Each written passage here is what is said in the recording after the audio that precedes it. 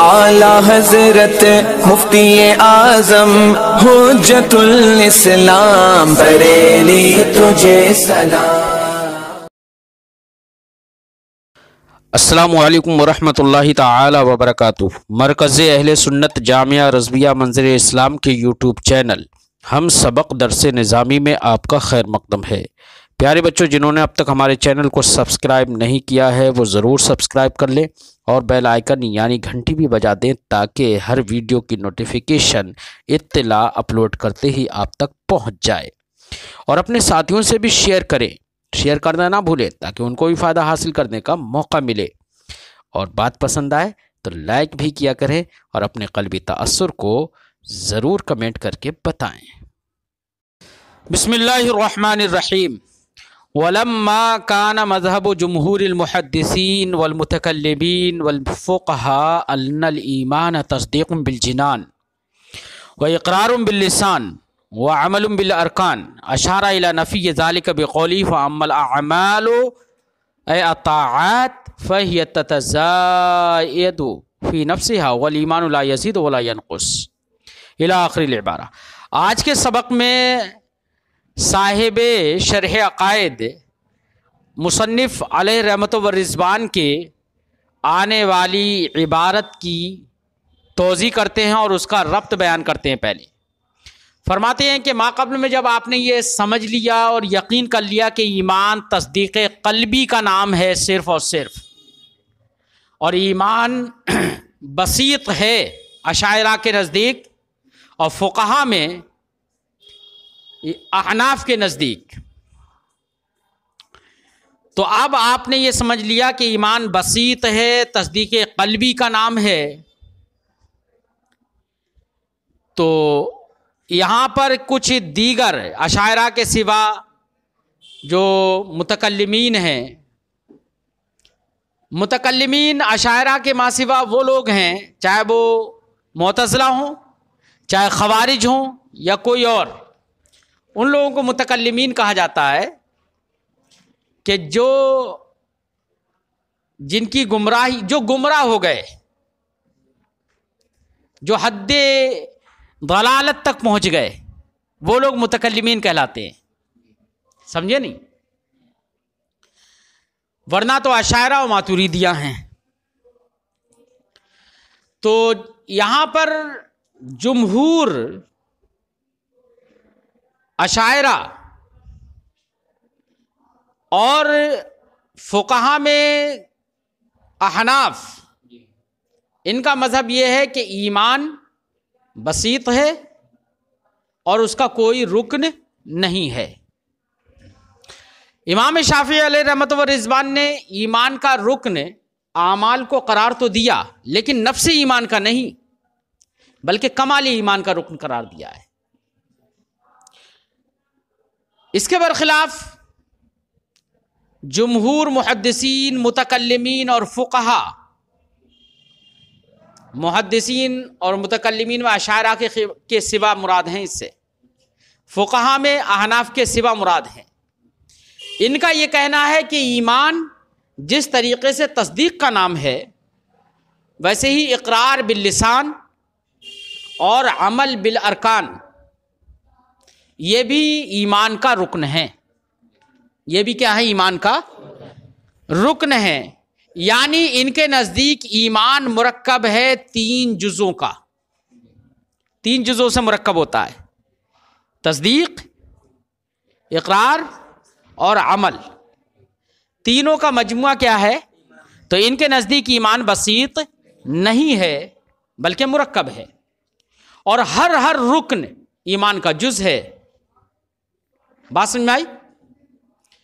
تو ان لوگوں کا کیا کہنا ہے کہ عمل بھی ایمان ہے، ایمان کا جز ہے۔ جب عمل ایمان کا جز ہے تو عمل تو گھٹتا بڑھتا ہے نا بھائی، کہ آپ کبھی کم عمل کر رہے ہیں، کبھی زیادہ عمل کر رہے ہیں۔ زید عمل ہی نہیں کر رہا ہے، بے عمل ہے۔ عمر بہت زیادہ عمل کر رہا ہے۔ تو جب ایمان کا جز ہے عمل، تو عمل گھٹتا بڑھتا ہے، تو ان کے نزدیک ایمان بھی گھٹتا بڑھتا رہے گا، نہیں گھٹتا بڑھتا رہے گا؟ گھٹتا بڑھتا رہے گا. کسی کا ایمان کم ہوگا, کسی کا زیادہ ہوگا, کسی کا کمزور مطلب کسی کا بالکل نہیں ہوگا, پھر بس نفس تصدیقی ہوگی. اور رکن کے فوت ہو جانے سے کل کا فوت ہونا بھی لازم آتا ہے. بھئی جب جز ہی متحقق نہیں ہوگا تو کل کہاں سے متحقق ہو جائے گا؟ تو اگر عمل ختم ہو گیا تو ایمان ان کے نزدیک ختم ہو جائے گا, یہی تو ہوگا نا. لیکن ہمارے نزدیک عمل کے ختم ہونے سے ایمان ختم نہیں ہوتا ہے, کیونکہ وہ جزء ایمان نہیں ہے عمل. بات سمجھائی؟ امام شافعی کے نزدیک بھی اگرچہ رکن ایمان ہے لیکن نفس ایمان کا رکن نہیں ہے, کمال ایمان کا رکن ہے. تو امام شافعی کے نزدیک بھی اگر عمل فوت ہو گیا تو نفس ایمان ختم نہیں ہوتا ہے, کمال ایمان کمال عرفان ختم ہوتا ہے, کمال نہیں رہتا ہے اس میں. لیکن ان لوگوں کے نزدیک نفس ایمان کا رکن ہے تو یہ عمل کے ختم ہونے سے ایمان ہی ختم ہو جائے گا ان کے نزدیک. بات سمجھائی؟ اسی لیے ان لوگوں کے نزدیک, چاہے وہ معتزلہ ہوں چاہے خوارج ہوں, سب کے نزدیک اگر کسی نے عمل چھوڑ دیا تو مومن نہیں رہے گا. خوارج کے نزدیک براہ راست کافر ہو جائے گا, معتزلہ کے نزدیک کافر بھی نہیں ہوگا لیکن مومن تو نہیں رہا. اتنی بات سمجھ میں آ گئی؟ تو ان لوگوں کا مذہب یہ ہے کہ ایمان تینوں کے مجموعہ کا نام ہے. مصنف علیہ رحمت و رضوان نے ان کے اس مذہب کی تردید اور اس کی نفی کرنے کے لیے آنے والی عبارت پیش کی ہے اور فرمایا ہے کہ اعمال گھٹتے بڑھتے رہتے ہیں لیکن ایمان گھٹتا بڑھتا نہیں ہے. اسی سے کیا سمجھ میں آ گیا کہ ایمان الگ ہے, اعمال الگ ہیں, کیونکہ اعمال گھٹتے بڑھتے رہتے ہیں, ایمان گھٹتا بڑھتا نہیں ہے. اسی سے یہ بات بھی سمجھ میں آ گئی کہ ایمان بسیط ہے, اعمال سے مرکب نہیں ہے. بات سمجھے؟ یہ بات بھی سمجھ میں آ گئی. تو اشارہ مل گیا نا اس بات کی طرف. اسی لیے صاحب شرح فرماتے ہیں اشارہ الی نفی ذالک, صراحتاً یہ نہیں کہا کہ اعمال وہ ایمان کا جز نہیں ہے, صراحتاً نہیں کہا, لیکن جب جیسے یہ کہا کہ ایمان گھٹتا بڑھتا نہیں ہے اور اعمال گھٹتے بڑھتے ہیں, کم و بیشی ہوتی ہے, تو اسی سے اس بات کی طرف اشارہ بھی ہو گیا. بات سمجھ میں آ گئی کہ ایمان اعمال کا نام نہیں ہے. فرماتے ہیں ولما کان مذہب جمہور المحدثین والمتکلمین والفقہاء, جمہور محدثین متکلمین اور فقہا کا جب مذہب یہ تھا ان الایمان تصدیق بالجنان, کہ ایمان تصدیق بالجنان کا نام ہے, اقرار باللسان کا نام ہے, عمل بالارکان کا نام ہے, اشارہ الی نفی ذالک, تو مصنف نے اپنے آنے والی عبارت سے اس کی نفی کی طرف اشارہ کیا. بقولی, اپنے اس والے قول سے, فاما الاعمال ای الطاعات فہی تتزاید فی نفسها, رہے اعمال یعنی طاعات وہ تو فی نفسها بڑھتے رہتے ہیں, والایمان لا یزید ولا ینقص, اور ایمان نہ گھٹتا ہے اور نہ بڑھتا ہے. یہ مصنف کی عبارت ہو گئی, متن ہو گیا. فہا ہونا مقامان سے صاحب شرح اس قول کی وضاحت کرتے ہیں, اور وضاحت کرنے میں دو طرح سے وضاحت کرتے ہیں, دو مقام پیش کرتے ہیں. فرماتے ہیں فہا ہونا مقامان, تو یہاں پر اس عبارت کی توضیح میں دو مقام ہیں. ایک مقام تو یہ ہے ان الاعمال غیر داخلۃ فی الایمان, جب مصنف نے یہ کہا کہ ایمان گھٹتا بڑھتا نہیں ہے اور اعمال گھٹتے بڑھتے رہتے ہیں, اس سے ایک بات تو یہ سمجھ میں آ گئی کہ اعمال ایمان میں داخل نہیں ہے, ایک بات یہ سمجھ میں آ گئی.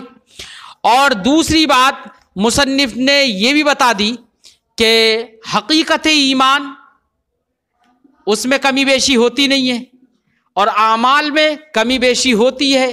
اس سے یہ بھی سمجھ میں آ گیا کہ حقیقت ایمان صرف اور صرف تصدیق قلبی کا نام ہے, وہ بسیط ہے, وہ مرکب نہیں ہے. یہ دو مقام اس عبارت سے سمجھ میں آنا ہے, یہ دو باتیں سمجھ میں آنی ہیں. صاحب شرح علامہ سعد الدین تفتازانی انہیں دونوں باتوں کو دلائل سے ثابت کر دیں گے. فرماتے ہیں فاہونا مقامان, تو یہاں پر دو مقام ہیں. الاول, پہلا مقام تو یہ ہے ان الاعمال غیر داخلۃ فی الایمان, کہ اعمال ایمان میں داخل نہیں ہے. دلیل لما مرہ, کیوں, وجہ اس کی وہی ہے جو گزر گئی. کیا گزری؟ من سے اس کا بیان, من ان حقیقت الایمان هو التصدیق, یہ یعنی کہ حقیقت ایمان وہ صرف اور صرف تصدیق قلبی ہے. کیا ہے؟ تصدیق قلبی ہے, ایمان کا جز اعمال ایمان میں داخل نہیں ہے, وہ صرف اور صرف تصدیق قلبی ہے, بسیط ہے. ایک دلیل تو یہی گزر گئی ما قبل میں. دوسری دلیل دیتے ہیں.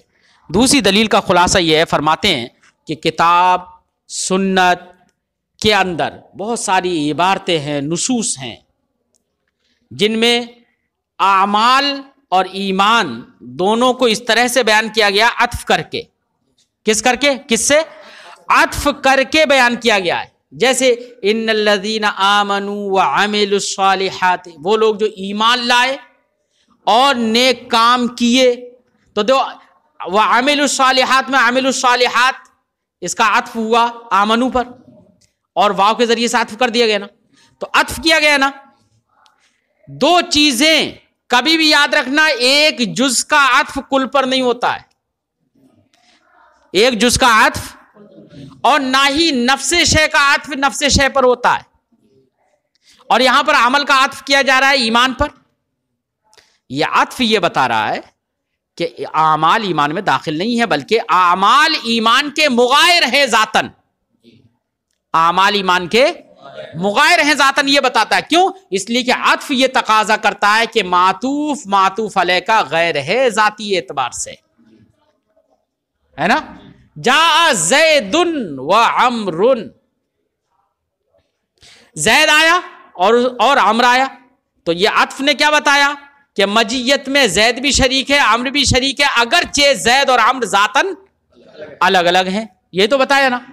کبھی بھی جز جو ہوتا ہے اس کا عطف نہیں کیا جاتا ہے شے پر، یہ نہیں کہا جاتا ہے جاء زید و یدو، زید آیا اور اس کا ہاتھ آیا۔ ارے زید جب کل آ گیا تو کل تو انہیں اجزاء کے مجموعے کا ہی تو نام ہے، تو اب جز کے عطف کرنے کی تو کوئی ضرورت نہیں ہوتی ہے۔ بات سمجھ میں آئی؟ تو کبھی بھی جز کا عطف کل پر، لہذا اگر اعمال ایمان کا جز ہوتے تو ایمان پر اعمال کا عطف نہیں ہوتا، لیکن قرآن میں احادیث میں جگہ جگہ پر اعمال کا عطف کیا گیا ہے ایمان پر۔ یہ بتاتا ہے کہ اعمال اور ایمان میں ذاتن مغایرت ہے۔ کیا ہے؟ ذاتن مغایرت، لہذا اعمال ایمان کا جز نہیں ہے۔ وجہ سمجھ میں آ گئی؟ فرماتے ہیں وَلِأَنَّهُ، ایک دلیل یہ بھی ہے قَدْ وَرَدَ فِي الْكِتَابِ وَالسُّنَّةِ، کتاب و سنت میں یہ بات وارد ہوئی ہے۔ کون سی بات؟ عطف الاعمال علی الایمان، کہ اعمال کا عطف کیا گیا ہے، اعمال کا عطف ہے ایمان پر، کقولہ تعالی، جیسے کہ اللہ کے اس فرمان میں ان الذین آمنوا وعملوا الصالحات، تو وعملوا واو کے ذریعے ساتھ ہو گیا نا عمل کا ایمان پر، مع القطع، حالانکہ اس بات کا یقین ہے کیا، ان العطف یقتضی المغایرۃ، کہ عطف مغایرت کا تقاضا کرتا ہے، مغایرت ذاتیہ کا تقاضا کرتا ہے کہ معطوف اور معطوف علیہ ذاتن مغایر ہیں۔ بات سمجھ آئی؟ وعدم دخول المعطوف المعطوف علیہ، اور عطف اس بات کا تقاضا کرتا ہے کہ معطوف علیہ میں داخل نہیں ہے نا۔ ایک دلیل ہو گئی۔ وورد ایضا، نیز ایک اور بات بھی وارد ہوئی ہے کتاب و سنت میں، کیا؟ وہ یہ کہ جعل الایمان شرطا لصحت الاعمال، کہ ایمان کو شارع نے کتاب میں بھی اور سنت میں بھی جگہ جگہ پر احادیث میں یہ بات معلوم ہوتی ہے، احادیث سے اور قرآن پاک کی آیات سے یہ بات معلوم ہوتی ہے کہ اعمال کی صحت کے لیے ایمان شرط ہے، اعمال کی صحت کے لیے ایمان شرط ہے۔ اگر اعمال کتنے بھی اچھے کر لے لیکن ایمان بیکار ہے، عقیدہ خراب ہو گیا، تو قرآن نے فرمایا حبطت اعمالہم، ان کے اعمال برباد ہو گئے، اکارت گئے، ہے نا۔ اس کا مطلب کیا ہے کہ اعمال کی صحت کے لیے ایمان شرط ہے، اگر ایمان مفقود ہو گیا تو اعمال بھی صحیح نہیں ہوں گے، بیکار ہے، کوئی فائدہ نہیں ہے ان سے۔ اب دیکھو اس سے ایک بات، اس طرح کی بہت ساری احادیث اور بہت ساری آیات ملیں گی آپ کو، تو اس مفہوم سے آپ کو ایک بات سمجھ میں آ گئی کہ ایمان شرط ہے اعمال کی صحت کے لیے، ایمان شرط ہے، اور اعمال کی صحت یا اعمال یہ ہو گئے مشروط۔ اگر اعمال ایمان میں داخل ہوتے، جز ہوتے، تو کل کے لیے جز کا شرط ہونا لازم آتا ہے یہاں پر، کیونکہ ایمان ہوتا کل، اعمال ہوتے جز، اور اعمال کے لیے یہاں پر ایمان ہے شرط، تو کل جو ایمان ہے اس کا شرط ہونا لازم آئے گا اپنے جز کے لیے۔ اور کبھی بھی یاد رہے کہ کوئی بھی شے بے تمامی ہی، یعنی کل پوری شے اپنے جز کے لیے کبھی شرط نہیں ہوتی ہے، کبھی شرط نہیں ہوتی ہے. بات سمجھ آئی؟ اچھا دوسری بات کیا ہے کہ جب شرط پائی جاتی ہے تو مشروط کا پایا جانا ضروری ہوتا ہے کیا؟ نہیں، مؤثر نہیں ہوتی ہے شرط. جیسے کہ طہارت شرط ہے نماز کے لیے، آپ نے ابھی طہارت کر لی، وضو کر لیا، کہ نماز کا پایا جانا ابھی ضروری ہے؟ نہیں، الگ سے فعل کرنے کی ضرورت پڑے گی، ہے نا، الگ سے کام کرنے کی ضرورت پڑے گی، تب نماز کا وجود ہوگا. تو شرط کے وجود سے مشروط کا وجود کبھی نہیں ہوتا ہے نا. ایمان کے وجود سے اگر آپ اعمال کو جز مان لیں تو جز کا مطلب یہ ہے کہ کل کا وجود تبھی ہوگا جبکہ اس میں جز کا وجود ہو جائے، ورنہ تو کل ہی نہیں رہے گا بھائی، کل ہی نہیں رہے گا.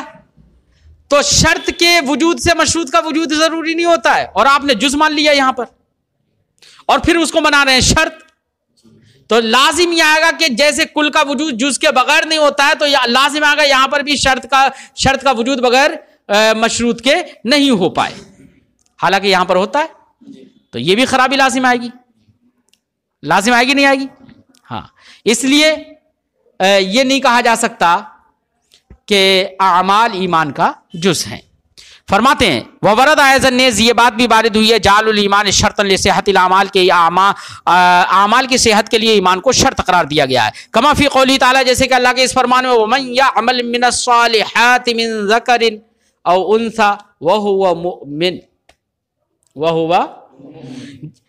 مذکر اور مؤنث میں سے جنہوں نے اچھے کام کیے اس طور سے کہ وہ مومن ہو. مومن کی شرط لگا دی نا، اگر مومن نہیں ہے پھر اچھے کام کیے تو اس کو کوئی جزا ملے گی نہیں، اس کے اعمال صالحہ کی کوئی جزا نہیں ملے گی، کوئی فائدہ ہی نہیں ہے ایسے اعمال سے.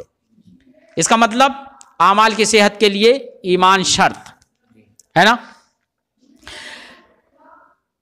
تو اور شرط فرماتے ہیں صاحب کتاب ومع القطع، ساتھ میں یقین اس بات کا ہے کہ ان المشروط لا يدخل فی الشرط، کہ مشروط شرط میں داخل. تو ایمان ہو گئی شرط، اعمال ہو گئے مشروط، اور مشروط کبھی شرط میں داخل نہیں ہوتی ہے، یا ہوتی ہے داخل؟ کبھی داخل نہیں ہوتی ہے. اور آپ یہاں پر اس کو داخل مان رہے ہو ایمان میں، اعمال کو جو کہ مشروط ہے ان کو داخل مان رہے ہو ایمان میں جو کہ شرط ہے. تو مشروط کا شرط میں داخل کرنا لازم آ جائے گا نہیں. لے امتناع اشتراط شے لنفسہ، یہ بات یقینی ہے کہ مشروط شرط میں داخل نہیں ہوتا ہے. کیوں؟ اس لیے کہ شے کا خود اپنی ذات کے لیے، اپنے جز کے لیے شرط ہونا ممتنع ہے. وورد ایضا اثبات الایمان لمن ترک بعض الاعمال، ایک تیسری دلیل دے رہے ہیں اس بات پر کہ اعمال ایمان میں داخل نہیں ہے. کیوں؟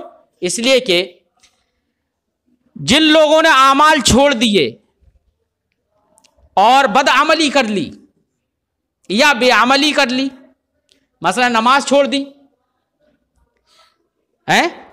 تو اب ایسی صورت میں یا کوئی غلط کام ہی کر لیا، مومن کو قتل کر دیا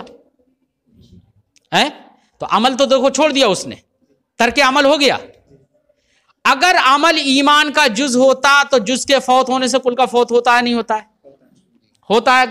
جز فوت ہو گیا تو کل ہی نہیں رہا یار، وہ تو پورا نہیں رہا. کل تو نام ہے سارے اجزاء کے مجموعے کا ہے. تو ایسی صورت میں اگر اعمال کو جز قرار دے دیا جائے تو ایمان اعمال کے مجموعے کا نام ہوگا نا. اب اگر وہ کوئی فوت کر دے گی اعمال کو تو جز کے فوت ہونے سے کل ہو جائے گا، پورا کل موجود ہی نہیں ہو پائے گا، تو ایمان موجود نہیں ہو پائے گا. حالانکہ قرآن پاک نے فرمایا وَإِنْ أَحَدٌ قرآن نے فرمایا کیا؟ وَإِنْ طَائِفَتَانِ مِنَ الْمُؤْمِنِينَ اقْتَتَلُوا، اگر مومنین کی دو گروہ آپس میں قتال کریں، مومنین کہا جا رہا ہے پھر بھی انہیں، اور قتال کر رہے ہیں، تو اس کا مطلب ترک عمل ہو رہا ہے. کیا ہو رہا ہے؟ ترک عمل ہو رہا ہے. کس طور سے؟ کہ معصیت کر رہے ہیں، یہ مرتکب معصیت ہو گئے وہ، اور طاعات کے مرتکب ہونا، طاعات کا کرنے والا ہونا چاہیے، اس کو ترک کر دیا. سمجھے نہیں؟ تو دیکھو عمل کے چھوڑنے سے ان کو ایمان ختم ہو جانا چاہیے تھا، لیکن پھر بھی انہیں مومن کہا جا رہا ہے. اس کا مطلب کیا ہے؟ کہ عمل ایمان کا جز نہیں ہے، ایمان میں داخل نہیں ہے. فرماتے ہیں تیسری دلیل یہ ہے کہ یہ بات بھی وارد ہوئی ہے کہ ایمان ثابت مانا جا رہا ہے اس شخص کے لیے من ترک بعض الاعمال، جس نے بعض اعمال کو چھوڑ دیا ہو، کما فی قولہ تعالی، جیسے کہ اللہ کے اس فرمان میں وَإِن طَائِفَتَانِ مِنَ الْمُؤْمِنِينَ اقْتَتَلُوا، اس آیت کریمہ میں علی ما مر مع القط، علی ما مر جیسے کہ اس کی تفصیل گزر چکی ہے، مع القط، جبکہ اس بات کا یقین ہے کہ بِأَنَّهُ لا تحقق للشیء بدون رکنی، کہ شے کا تحقق بغیر اس کے رکن کے نہیں ہوتا ہے، اور اعمال کو رکن مان لیا جائے تو اور رکن کے فوت ہونے سے شے کا تحقق نہیں ہونا چاہیے، اور حالانکہ یہاں پر مومن کہا جا رہا ہے، اس کا مطلب ایمان کا تحقق ہے بغیر عمل کے۔ ولا یخفا سے ایک شبہ کا ازالہ کرتے ہیں، فرماتے ہیں کہ کوئی معتزلہ، خوارج یا کسی میں سے ان میں سے کوئی یہ کہنے لگے جناب ان دلائل سے تو یہ سمجھ میں آ رہا ہے کہ رکن کے فوت ہو جانے سے شے کا فوات ہو جاتا ہے، شے فوت ہو جاتی ہے، لہذا تم نے ہمارے خلاف یہ حجتیں قائم کر دی کہ اگر اعمال ایمان کا رکن ہوتے تو اعمال کے فوت ہونے سے ایمان کا فوت ہونا لازم آتا، حالانکہ قرآن کہہ رہا ہے کہ وہ مومن ہے نا۔ تو جس طریقے سے یہ حجت ہمارے خلاف ہے، ویسی تو یہ امام شافعی کے بھی خلاف ہوگی حجت۔ کیوں؟ اس لیے کہ امام شافعی نے بھی تو اعمال کو ایمان کا رکن قرار دیا ہے،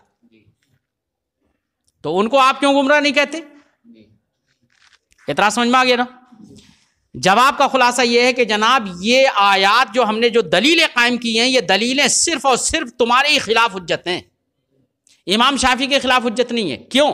اس لیے کہ امام شافعی نے تو اعمال کو ایمان کا رکن، نفس ایمان کا رکن قرار نہیں دیا ہے، نفس ایمان کا انہوں نے تو کمال ایمان کا رکن قرار دیا ہے، لہذا اگر عمل چھوڑے گا کوئی شخص تو کامل مومن نہیں رہے گا ان کے نزدیک، نہ کہ یہ کہ نفس مومن نہیں رہے۔ اس لیے مذکورہ دلائل جو ہیں وہ خوارج، معتزلہ وغیرہ کے ہی خلاف حجت ہوں گی، امام شافعی کے خلاف حجت نہیں ہوں گی، کیونکہ وہ اس کو مومن مانتے ہیں، ہاں کامل مومن نہیں مانتے۔ بات سمجھ میں آ گئی؟ فرماتے ہیں وَلَا يَخْفَى أَنَّ هَذِهِ الْوُجُوهِ إِنَّمَا تَقُومُ حُجَّةً عَلَى مَنْ يَجْعَلُ الطَّاعَاتِ رُكْنًا مِنْ حَقِيقَةِ الْإِيمَانِ، اور یہ بات مخفی نہیں ہے کہ یہ ساری وجوہ، یہ سارے دلائل، یہ سب کے سب حجت قائم ہوتے ہیں، یہ حجت بن کر قائم ہوتے ہیں اس شخص کے خلاف من یجعل الطاعات، جو طاعات کو حقیقت ایمان کا رکن قرار دیتا ہے، جیسے کہ معتزلہ، خوارج وغیرہ، بحیث اس حیثیت سے کہ ان تارکھا، کہ اعمال اور طاعات کا تارک لا یکون مومنا، ان لوگوں کے نزدیک مومن نہیں رہتا ہے، حقیقت ایمان ختم ہو جاتی ہے، کما ہوا رائے المعتزلہ، جیسے کہ معتزلہ اور خوارج وغیرہ کی یہ رائے ہے، لا علی من ذہب، یہ وجوہ اس کے خلاف حجت بن کر قائم نہیں ہوں گی جو اس بات کی طرف گیا انہا رکن من الایمان الکامل، کہ اطاعت ایمان کامل کا رکن ہے، اس کے خلاف حجت نہیں ہوں گی، بحیث اس حیثیت سے لا یخرج تارکھا عن حقیقت الایمان، کہ اس حیثیت سے کہ ان کے نزدیک، جیسے کہ امام شافعی ہے، اس کے نزدیک وہ شخص یعنی مرتکب طاعت کو چھوڑنے والا شخص حقیقت ایمان سے خارج نہیں ہوتا، کما ہوا مذہب شافعی رحمہ اللہ، جیسے کہ یہی امام شافعی رحمۃ اللہ تعالی علیہ کا مذہب ہے۔ وقد سبقت تمسکات المعتزلہ باجوبتہا، یہاں پر ہم نے دلائل سے یہ ثابت کیا کہ اعمال ایمان میں داخل نہیں ہے، رہے معتزلہ ان کے نزدیک اعمال ایمان میں داخل ہے، ایمان کا جز ہے، ایمان کا رکن ہے، ان کے دلائل کیا ہیں؟ تو فرماتے ہم نے اس سے پہلے ذکر کر دیے ان کے دلائل، اور ان کے جوابات بھی ذکر کر دیے، اس سے پہلے اسباق کو آپ سنیے اور پڑھیے۔ فرماتے ہیں وقد سبقت تمسکات المعتزلہ، اور معتزلہ کے تمسکات اور استدلالات ان کے جوابوں کے ساتھ گزر چکے ہیں فیما سبق ما سبق میں، ٹھیک ہے نا۔ صاحب شرح نے فرمایا ہا ہونا مقامان، یہاں پر دو مقام ہیں، الاول پہلا مقام گزر گیا، والثانی سے یہ المقام الثانی سے دوسرا مقام ذکر کرتے ہیں، جس کی توضیح یا انشاءاللہ آئندہ سبق میں ہوتی ہے۔